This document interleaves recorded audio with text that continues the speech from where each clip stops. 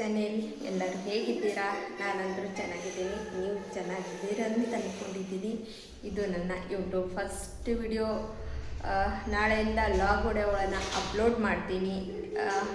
ಈ ವಿಡಿಯೋದಲ್ಲಿ ನನ್ನ ಒಂದು ಸಣ್ಣ ಪರಿಚಯನ ಹೇಳ್ತೀನಿ. ನನ್ನ ಹೆಸರು ಪೂಜಾ, ನಾನು ಬಿಜಾಪುರ ಹುಡುಗಿ.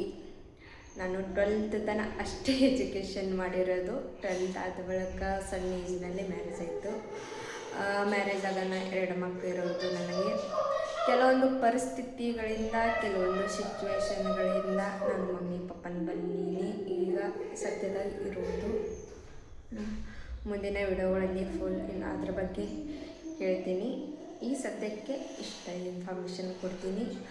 5 ವರ್ಷಗಳಿಂದ ಯೂಟ್ಯೂಬ್ ಮಾಡಬೇಕು ಅಂತ ಡ್ರೀಮ್ ಇಟ್ಕೊಂಡು ಕುಂತಿದ್ದೆ.